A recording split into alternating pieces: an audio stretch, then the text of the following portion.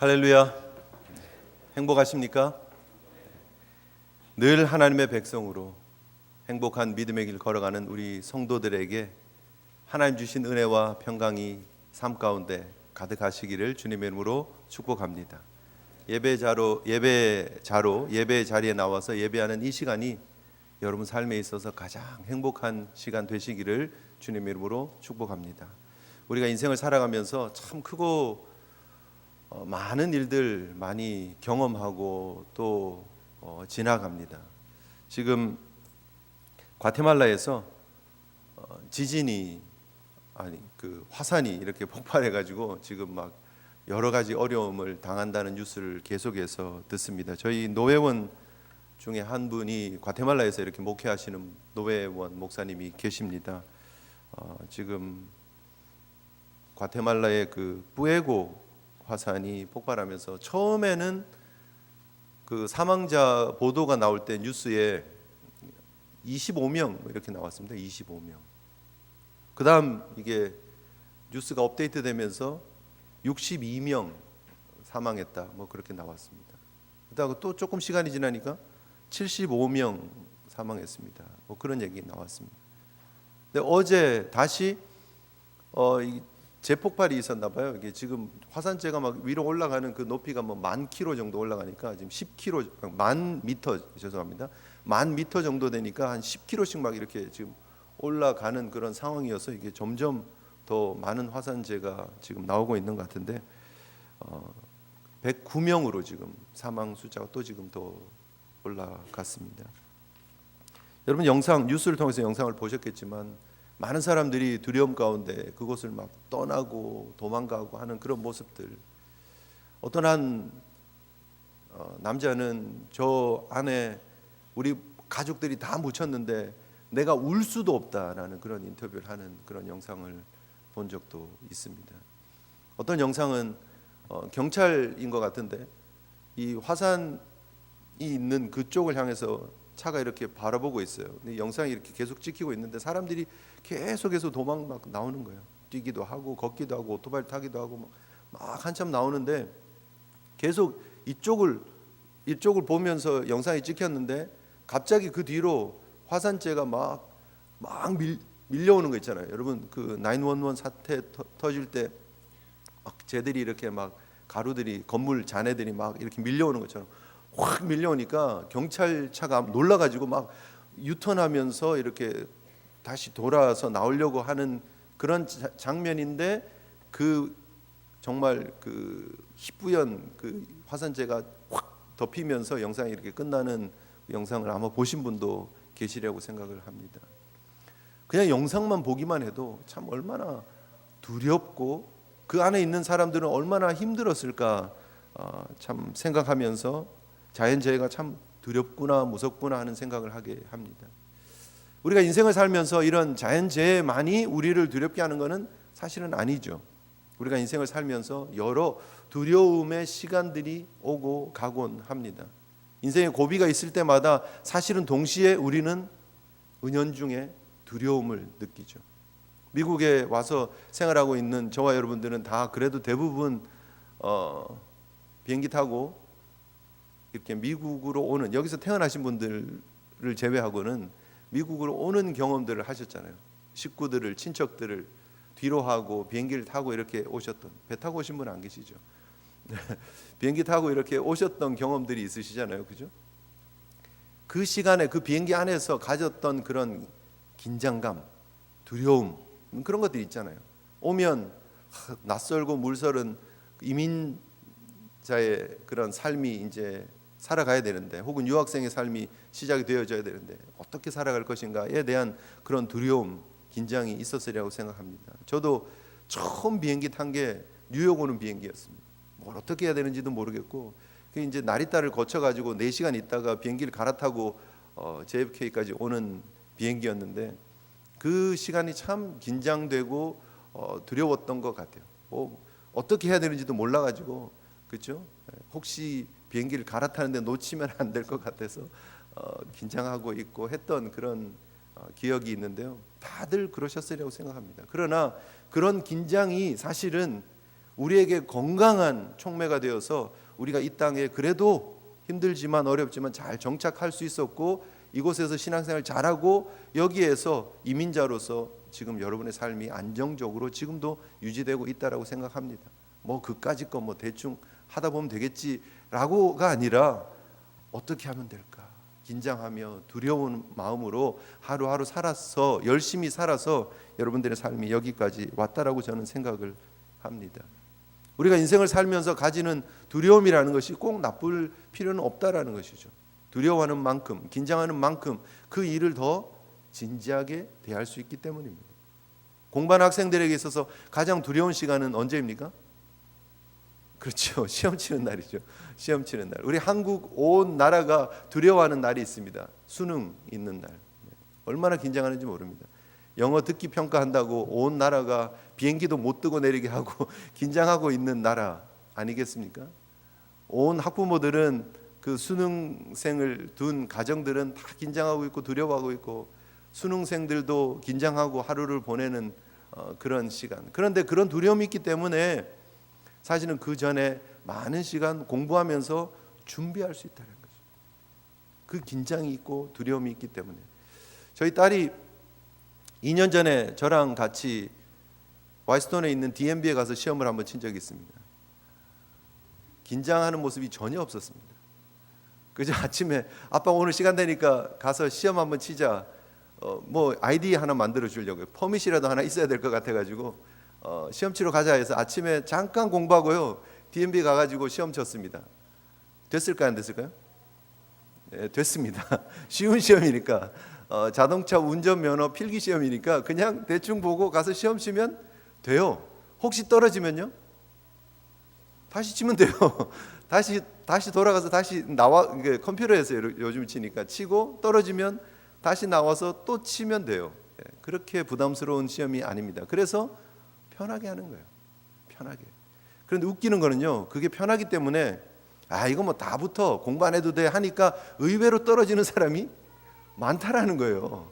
떨어지고 다시 치는 사람들이 별거 아닌데 하나만 더 맞췄으면 되는데 하고 떨어져요. 이게. 그래서 여러분 사실은 긴장감을 가지고 두려워한다는 게 그게 사실은 우리에게 나쁜 것만은 아니다라는 것입니다. 오늘날 가정들이 사실은 여러 문제들을 많이 경험합니다. 안타까운 소식들이 많이 들려오는 시대를 우리가 살고 있습니다. 근데 문제는 어디에서부터 출발하느냐? 가정이 출발할 때, 부부가 결혼할 때부터 이 가정이 세워지는 것에 대해서 두 사람이 함께 만나서 하나가 된다라는 것에 대해서 너무 두려움이 없는 모습이 보이더라 하는 거죠. 결혼을 앞둔 예비 부부들, 예비 신랑, 예비 신부가 함께 모여서 저랑 공부를 합니다. 공부를 할 때 제가 늘 질문하는 질문이 있습니다. 결혼 왜 하려고 하냐고, 행복하냐고, 결혼하면 잘 살 것 같냐고 하는 그런 질문을 해요. 그런데 다들 뭐라고 대답할 것 같습니까? 너무 해맑은 얼굴을 하면서 네 목사님 그럼요. 저희 너무 행복하고 우리 잘 살 거예요. 잘 살 거예요. 그렇게 다들 대답을 합니다. 자신 있냐 그러면 자신 있대요. 무슨 근거로 자신 있냐는 거죠. 결혼해 본 적도 없고 다 처음 가는 길인데. 사실은 저도 그랬던 것 같아요. 저희 아내랑 결혼하는 그 시간들을 이렇게 떠올려 보면 어릴 때 잘 모르면서 결혼하면 그저 잘 살 수 있다라는 그런 근거 없는 자신감으로 출발했던 것 같아요. 그게 바른 자세가 아니더라는 거죠. 너무 쉽게 생각하고 그냥 사랑하는 지금 그 뜨거운 감정으로 그냥 같이 살면 다 될 것 같은 그런 마음으로 출발하니까 조그만 문제만 있어도 서로 감정적으로 부딪히면 그 문제를 해결해 나가기가 너무 어렵다라는 거죠. 크고 작은 문제 앞에서 그 두 부부가 금방 갓 결혼한 부부가 그 문제들을 해결해 나가면서 함께 그 문제를 풀어나가는데 너무너무나 어려운 시간들을 겪기도 하더라는 거죠. 두려움이 필요한데 두려움과 떨림으로 긴장 가운데서 정말 이 가정이 이 부부가 함께 걸어가는 이 길이 어떻게 될지 모르겠습니다. 제가 예를 들면 이런 거죠. 자신 있냐고 행복할 것 같으냐고 그러면 목사님 사실 걱정돼 죽겠어요. 요즘 잠도 안 와요. 저를 위해서 기도해 주세요. 이게 맞는 접근이라는 거죠. 그렇게 두려움과 떨림으로 결혼해야 가정이 건강하게 세워질 수 있다라고 저는 생각을 합니다. 여러분, 우리 인생사가 다 그런 거죠. 하나님께서 우리에게 지금 하나님의 백성으로서 언약을 맺는 중에 왜 하나님께서 이렇게 두려운 모습으로 나타나셨을까 하는 거죠. 사실 우리가 십계명의 말씀을 우리가 쭉 살펴보았고, 오늘 본문의 내용은 십계명을 주시고 난 이후에 나타났던 이스라엘 백성들의 반응입니다. 하나님의 말씀을 직접 들었어요. 하나님의 음성을 직접 들었어요. 얼마나 행복하고 즐거운 시간입니까? 그런데 그들이 보이는 반응은 뭐죠? 두려워하고 걱정하는 모습이에요. 죽을 것 같아서 바들바들 떨고 있는 그런 모습이다라는 거죠.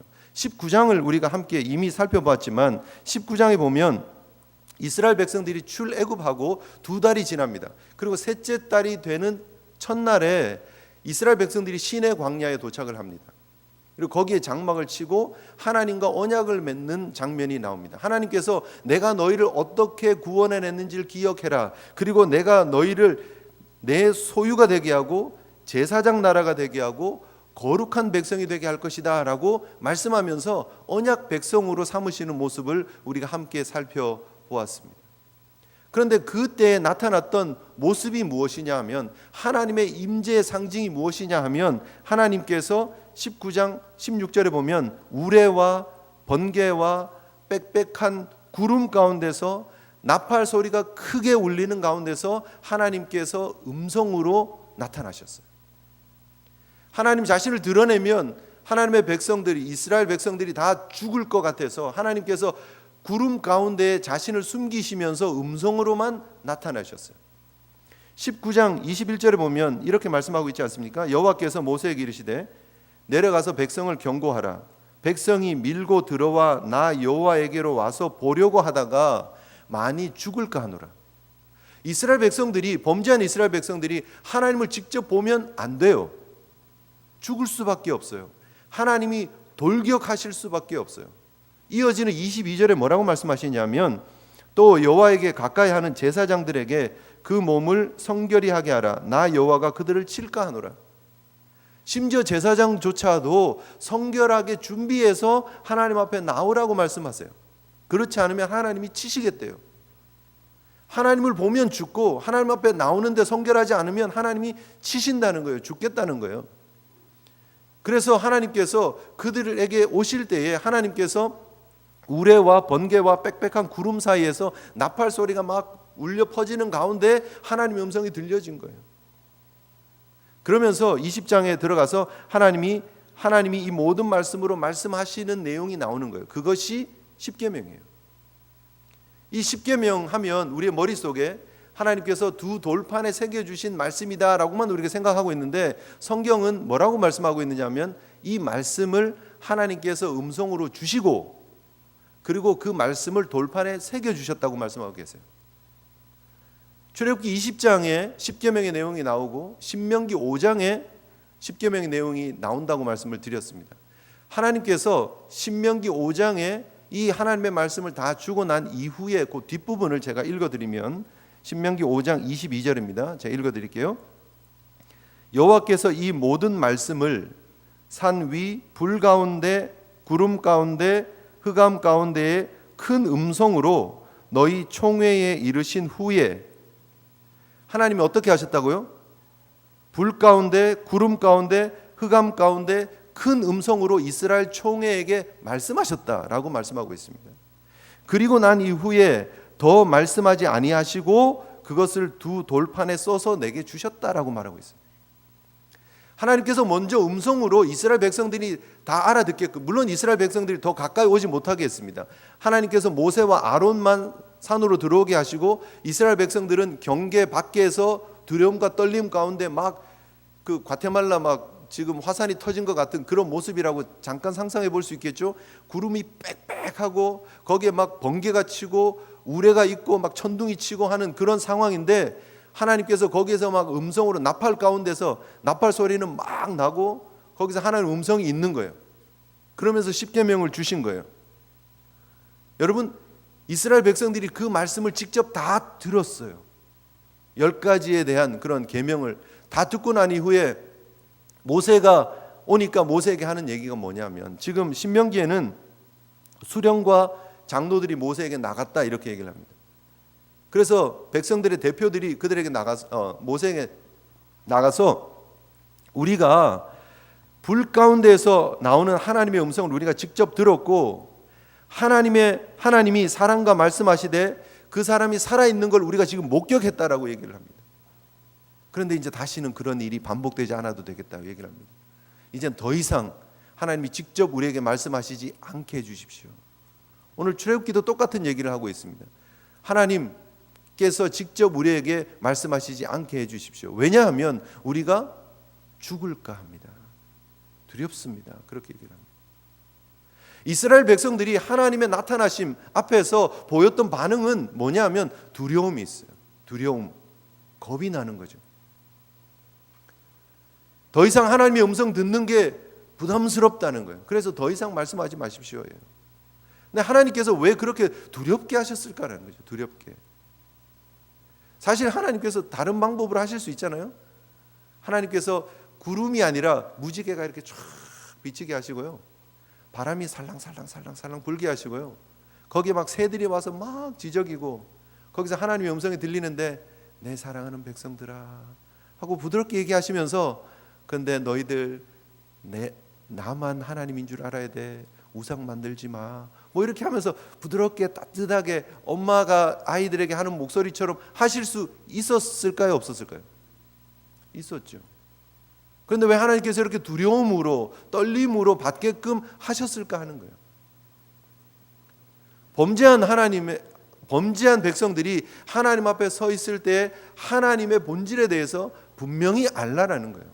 하나님께서 이렇게 나타나신 이유는 하나님의 하나님 되심을 드러내고 모세가 하나님의 사자임을 드러내시기 위함이고 그리고 하나님의 백성들이 하나님의 소유로 제사장 백성으로 거룩한 나라로 살게 하기 위한 목적이 담겨져 있다는 사실을 우리가 기억해야 합니다. 하나님께서 왜 이 말씀을 두렵고 떨림으로 받게 하실까? 하나님의 백성다운 삶을 하나님이 요구하고 계시기 때문입니다.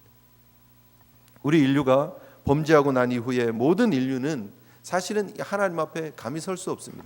우리가 오늘 설교 요약에 보면 1번에 보면 창세기 3장 10절의 말씀을 인용을 해 놓았습니다. 하나님이 임하실 때에 범죄한 인간들이 나타낼 수밖에 없는 반응이 뭔가? 3장 10절에 보면 뭐라고 얘기를 합니까? 이르되 내가 동산에서 하나님의 소리를 듣고 내가 벗었으므로 두려워하여 숨었나이다 말하고 있습니다. 하나님 앞에 범죄하고 그들의 눈이 열립니다. 그리고 나서 그들의 벗은 모습을 봅니다. 그리고 하나님 앞에 감히 설 수 없는 모습이다라는 사실을 알고 두려워서 그들이 동산 숲을 나무 가운데 숨습니다. 두려워서 숨습니다. 그것이 범죄한 인간의 모습이기 때문입니다. 그런데 하나님께서 그 범죄한 인간들을 살리시기 위해서 에덴 동산의 그 실패한 모습을 회복시키기 위해서 하나님께서 약속의 땅으로 들어가는 이스라엘 백성들에게 그곳에 들어가서는 너희들이 나를 두려워하고 내 계명을 잘 지켰으면 좋겠다라고 하나님의 백성들에게 그 말씀을 두렵게 하시면서 떨리게 하시면서 이 말씀을 받게끔 해주고 계신다라는 거예요. 과연 여러분 하나님 앞에 서 있는 저와 여러분들은 어떤 모습으로 하나님 앞에 서 있느냐 하는 거죠. 솔직히 이 예배를 드리고 있는 저와 여러분들의 마음 자세는 어떠하냐는 거죠. 예배 자리에 들어오면서 함께 예배를 드리며 찬양하며 지금 말씀을 듣고 있는 이 시간 여러분 마음속에 하나님 앞에서 거룩한 두려움, 긴장감이 있으시냐 하는 거죠. 우리 인생들이 하나님 앞에 가져야 되는 모습들이 무엇이라고 하나님 말씀하고 계시느냐 하면 하나님 앞에서의 긴장감이라고 얘기합니다. 하나님 앞에서의 경외감이라고 얘기를 합니다. 하나님 앞에서의 두려움이라고 하나님은 분명히 말씀하고 계신다라는 거죠. 그렇지 않으면 하나님의 말씀을 하나님의 말씀으로 받지 못하기 때문입니다. 여러분 오늘 이 예배 시간에 다시 한번 우리의 중심들을 확인해야 합니다. 과연 우리는 어떤 모습으로 하나님을 섬기고 있나? 과연 우리는 어떤 모습으로 신앙생활을 하고 있는가? 예배 드리러 오는 이 시간에 우리는 어떠한 준비를 하고 하나님 앞에 왔는가? 예배당 문을 열고 들어오면서 하나님을 만나는 그런 상상을 하면서 하나님 앞에 내가 과연 설 수 있을까 막 두렵고 떨려서 문을 막 못 열고 그렇게 긴장하면서 식은땀이 나면서 들어오신 분 계십니까? 너무 편하게 들어오지 않습니까? 너무 느긋하게 들어오지 않습니까? 두려움에 대해서 잘 좀 생각해 보셔야 합니다. 오늘날 벌어지는 모든 현대교회의 문제들은 이 두려움의 상실에 있다고 저는 생각합니다. 적어도 우리가 하나님 앞에 설 때 SAT 치는 그런 긴장감은 있어야 되지 않습니까? 수능 치는 긴장감은 있어야 되지 않습니까? 근데 다 자동차 운전 면허증 시험 치러 필기 시험 치러 가는 것처럼 뭐 가서 캐주얼하게 편안하게 시험 치고 떨어지면 또 치면 되지 하는 마음으로 하나님 앞에 와 있는 것은 아닐까 하는 거죠. 거룩한 하나님이다 하면서 눈앞에 흑암이 안 보여서, 눈앞에 구름이 안 보여서, 눈앞에 불이 안 보여서, 눈앞에서 막 나팔 소리가 들리지 않아서, 그 나팔 소리가 여러분 귓전에 들리지 않아서 그런지 모르겠지만 우리가 너무 하나님을 가볍게 대하고 있지는 않느냐 하는 거죠.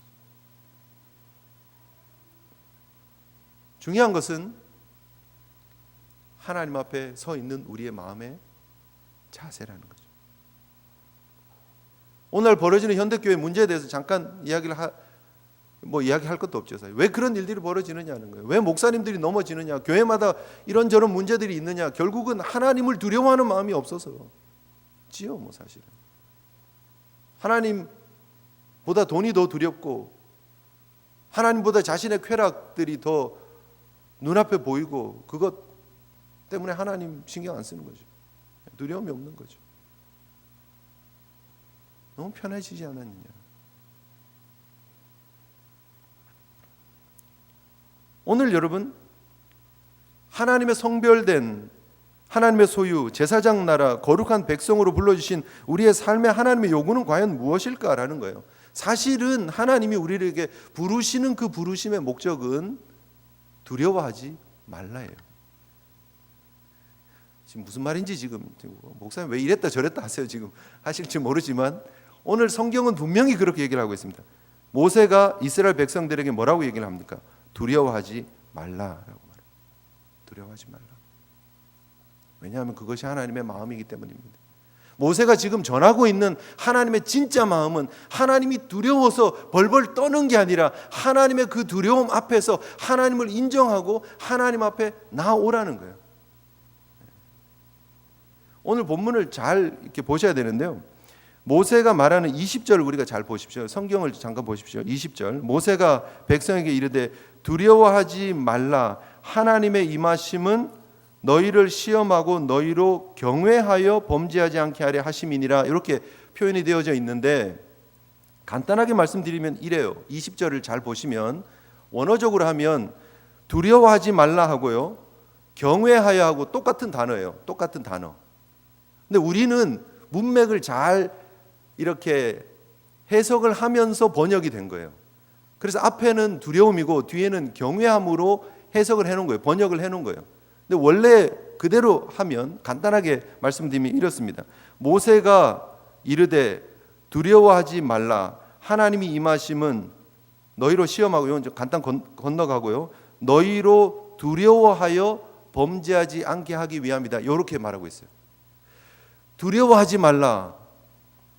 하나님이 임하심은 너희로 두려워하게 하기 위함이다. 이 말이에요. 말이 좀 안 맞죠? 문맥이 서로 상충되죠. 이렇게 충돌하잖아요. 두려워하지 말라. 왜냐하면 하나님이 임하심은 너희로 하여금 두려워하게 하기 위함이다. 이 말이에요. 여러분, 하나님이 우리에게 임하심은 우리에게 두려움이 없게 하기 위함이에요. 맞습니다.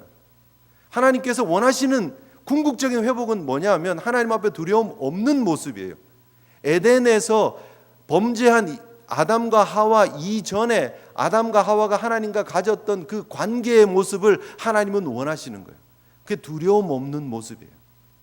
그래서 에덴 동산에서 하나님의 통치와 다스림이 있는 그곳에서 하나님과 교제하는 모습, 하나님과의 관계 속에서 행복해하는 모습, 그것이 하나님이 그리고 있는 완전한 그림이에요. 그런데 이것이 범죄하면서 깨어졌어요. 지금 아담과 하와가 숲을 사이에 막 숨었어요. 하나님께서 그들을 에덴에서 쫓아낼 수밖에 없었어요. 왜요? 범죄함 때문에. 이스라엘 백성들을 출애굽시키면서 하나님이 회복시키기 원하시는 나라는 에덴 동산에서 하나님이 아담과 하와와 함께 놀았던 그 모습을 회복하시기를 원하는 거예요.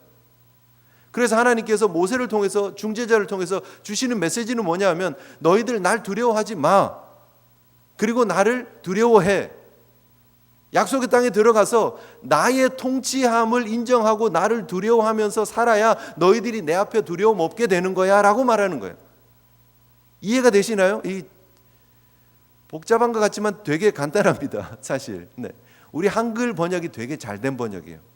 하나님을 두려워하면 안 됩니다. 그러기 위해서 하나님을 경외해야 돼요. 하나님을 경외한다는 것은 건강한 두려움이에요. 긍정적인 두려움이죠. 긴장감, 두려움과 떨림으로 하나님 앞에 서는 모습으로 하나님 앞에 서야 우리가 두려움 없어진다는 거예요. 하나님 앞에. 그것이 하나님이 주시는 축복의 땅에서 이루려고 하는 하나님의 모습이었어요. 그런데 그게 실패하죠. 그들이 지금 이 음성을, 십계명을 직접 귀로 들었음에도 불구하고 이 음성이 귀에서 아직도 웅웅웅웅 하고 있었을 텐데 40일이 지나기 전에 모세가 아직도 내려오지 않으니까 그들이 하는 일이 뭡니까? 출애굽기 32장에 가면 무슨 일이 벌어집니까? 금송아지 만들어 놓고 거기서 뛰노는 사건이 벌어지잖아요. 분명히 두렵고 떨림으로 들었음에도 불구하고 그들의 삶에는 하나님 앞에 망령되게 금 귀고리를 가져다가 금 송아지를 만들어 놓고 거기서 뛰어노는 역사가 벌어지고 말았더라 하는 거죠. 사실 엄밀히 말하면 하나님께서 요구하고 계시는 이 율법을 지킬 수 있는 인생들이 없다라는 거예요. 이 율법을 잘 귀담아 듣고 새기면서 신명기에서 말하고 있는 축복의 길과 저주의 길이 있는데 하나님의 규례와 법도를 잘 지키면 축복일 것이고 그렇지 않으면 저주를 받을 것이다 하는 그 말씀 속에 결국은 우리 모든 인생은 축복의 길이 아닌 저주의 길을 갈 수밖에 없는 인생들이더라 하는 거예요. 이 율법으로는 하나님의 율법을 지키면서 구원받을 수 있는 인생들이 없더라는 거예요. 그것이 율법이 우리에게 보여주고 있는 우리 인생의 한계예요.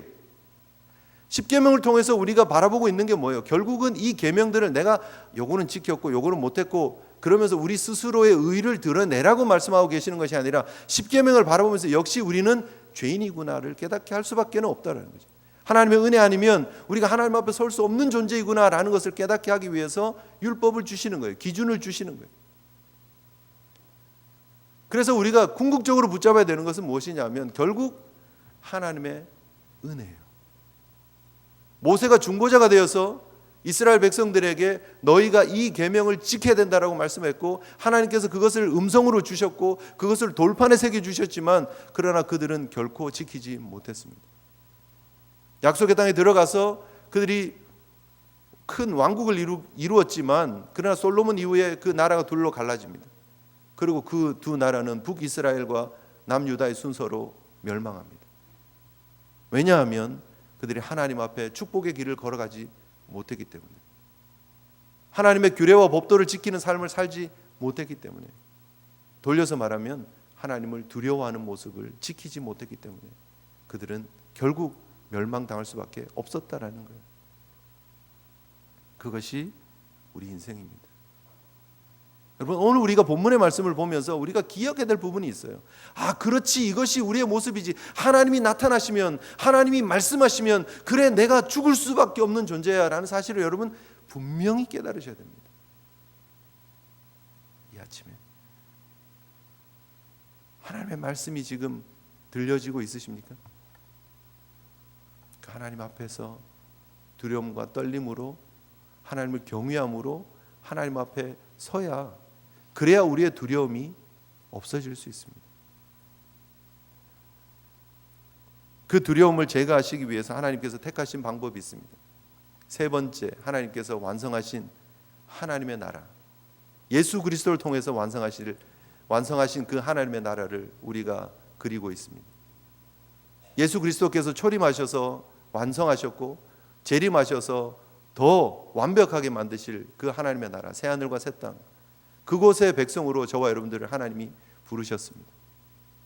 그리고 우리에게 하나님 주시는 것이 무엇이냐면 두려움이 없는 마음.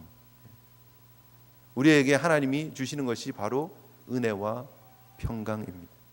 그래서 사도 바울의 그 서신을 통해서 곳곳에서 우리에게 선포하고 있는 게 무엇입니까? 예수 그리스도께서 이미 우리에게 승리를 주셨으니까 우리에게 은혜와 평강이 있을지어다예요. 여러분, 이제는 우리가 하나님의 말씀을 들을 때 두려워할 필요가 없습니다. 설교 전반에 막 너무 두렵게 해서 여러분 긴장하셨죠? 쪼르셨죠? 솔직히 그렇지 않습니다. 하나님 우리에게 주시는 마음은요, 평안입니다. 은혜입니다. 어떻게 해요? 우리로서는 이룰 수 없는 이 규례와 법도, 이 율법을 예수 그리스도께서 이루셨기 때문에, 우리의 영원한, 우리의 유일한 중보자 되신 예수 그리스도께서 하나님 앞에서의 떨림과 그 죽음의 공포를 이미 본인이 십자가에서 다 담당하시고 돌아가셨기 때문에 우리에게는 승리와 은혜와 평강과 축복을, 기쁨을 허락하시는 줄 믿으시기를 바랍니다. 그래서 우리가 담대하게 나와서 하나님 앞에 예배하는 거예요. 그래서 우리가 기쁨으로 하나님 앞에 예배할 수 있는 거예요. 이 자리에 서 있는 것이 바로 그 죽음의 공포를 예수 그리스도께서 직접 담당하셨기 때문에, 그분이 우리를 위해서 물과 피를 쏟아 주셨기 때문에, 그분이 자신의 몸을 우리의 속량의 제물로 주셨기 때문에 우리가 누리는 평화임을 기억하시기를 주님의 이름으로 축복합니다. 얼마나 행복한, 얼마나 감사한, 그래서 우리가 기뻐하고 기뻐해야 됩니다. 다시 말하노니 또 기뻐하는 삶을 예수 그리스도 안에서 살아야 합니다. 이스라엘 백성들은 두려워서 더 이상 말하지 마십시오, 두렵습니다, 죽을 것 같습니다 라고 말했지만, 그러나 그 두려움을 극복하게 하실 예수 그리스도 중보자가 계셨고, 그분이 우리를 위해서 모든 것을 완성하셨다는 거예요. 자신의 몸을 찢으시면서 휘장이 위로부터 아래로 갈라지게 하셔서 우리에게 새로운 길, 산 길을 열어주셔서 우리가 하나님 앞에 담대히 나갈 수 있고, 그리고 그 하나님을 누릴 수 있는 삶을 살아가고 있는 줄 믿으시기를 바랍니다. 이것이 성도들이 누리는 행복입니다. 이것이 성도들이 누리는 축복입니다. 날마다 그 은혜에 감격하시고 그 기쁨으로 살아가시는 저와 여러분 되시기를 주님 이름으로 축복합니다. 그러기 때문에 하나님의 말씀 앞으로 다시 돌아가야 합니다. 오늘 설교가 막 계속 왔다 갔다 합니다. 두려워하라 그랬다가 두려워하지 말라 그랬다가 다시 하나님 앞으로 두려움으로 가야 됩니다. 예수 그리스도께서 우리를 위해서 모든 구원의 은총을 다 완성하시고 우리에게 예수 그리스도의 의를 덧입혀 주셨기 때문에 이제는 더 이상 흥청망청 우리가 살아갈 수 없다라는 거예요. 율법이 두려워서 지키는 것이 아니라 은혜가 감사해서 그 하나님의 말씀, 하나님의 규례를, 법도를 지키는 삶을 살아가는 성도의 걸음이 되어야 한다라는 거예요. 그래서 새롭게 주신 규정이 뭡니까? 우리가 십계명을 통해서 살펴볼 때 하나님께서 예수 그리스도를 통해서 재해석되어지는 하나님의 통치와 다스림이 있는 하나님의 백성의 삶에 대해서 우리가 얘기했잖아요. 살인하지 말라 하는 거 너희가 들었지만 나는 형제에게 노하는 것도 안 된다고 말씀하시잖아요, 예수님께서. 가늠하지 말라라고 얘기를 했지만 나는 여인을 바라보면서 음욕을 품는 것도 용납하면 안 된다라고 너희들에게 말하고 싶다라고 예수님 말씀하시잖아요. 그것이 은혜 받은 우리 성도들, 하나님을 정말 두려워하며 경외하는 하나님의 백성들이 은혜 받은 이후에 나타나는 삶의 모습이어야 한다는 거예요. 아멘이십니까? 동기가 달라요. 그저 하나님의 말씀 그걸 잘 지켜야 복 받기 때문에 11조를 하고 하나님 은혜를 잘 받기 위해서, 우리 자녀가 잘 되기 위해서 교회 봉사하고 그런 게 아니에요. 그런 1차원적인 그런 율법주의적인 그런 신앙생활 하라는 얘기가 아닙니다, 여러분. 주일 빠져먹으면 그냥 뭐 병 걸리고 그런 내용이 아니에요. 목사를 대적하면 뭐 병 걸리고 그런 얘기 아니에요. 그럼 말도 안 되는 거 가지고 교회에서 복음이라고 선포되어지는 그 시간에 다른 오염된 말씀들 집어넣지 말자는. 우리에게 하나님께서 은혜 주시는 방법은요, 하나님의 은혜가 우선이었어요. 하나님 앞에 서 있으면 죽을 수밖에 없는 우리를 예수 그리스도를 죽이시면서 우리를 품어주셨어요. 그렇기 때문에 우리에게 나타나는 삶에 고차원적인 하나님 은혜에 감사하는 삶이 있어야 된다는 거예요. 그래서 산상수훈에서 예수 그리스도께서 새롭게 해석해 주시는 고차원적인 하나님 나라 백성다운 삶이 우리 가운데 있어야 된다는 거예요. 세상은 이해하지 못하는 수준의 그런 고차원적인 하나님 앞에 두려움, 떨림이 있어야 됩니다. 여러분 이웃을 대할 때, 여러분 주어진 삶의 자리에서 살아갈 때에 하나님 앞에 어떻게, 너희는 두려워하지 말라. 하나님을 두려워하기 위해서, 그 두려움을 가지고 두려워하지 않기 위해서 두려워해야 된다는 거예요. 하나님 앞에 건강하게 세워진 하나님의 사람으로 믿음의 온전한 길 걸어가시는 저와 여러분 되시기를 주님의 이름으로 축복합니다. 고민하는 한 주가 되었으면 좋겠어요. 적어도 이번 주 설교 앞에서 여러분 자신들을 돌아보시고 좀 고민했으면 좋겠어요. 좀 생각하시면서 과연 나는 어떤 모습으로 하나님 앞에 서 있나, 그 은혜에 정말 감사하고 감격하고 있나, 내 속에 진정한 물밀듯 넘치는 그런 기쁨들이 있는지, 은혜와 평강들이 차고 넘치고 있는지, 그리고 그것 때문에 하나님 보시기에 두려움으로 하나님이 원하시는 이 좁은 길을 걸어가고 있는지 돌아볼 수 있는 저와 여러분 되셨으면 좋겠습니다. 우리 함께 하나님 앞에 기도하며 나갔으면 좋겠습니다. 우리의 유일한 중보자 되신 예수 그리스도께서 우리에게 하나님을 향해서 나가는 길을 열어주셨음을, 하나님은 한 분이시요 하나님과 사람 사이의 중보자도 한 분이시니 곧 사람이신 그리스도 예수라고 성경은 말하고 있습니다. 그분이 자신의 몸을 찢으시면서 성소에 들어갈 담력을 우리에게 얻게 해주셨다고 히브리 기자는 말하고 있습니다.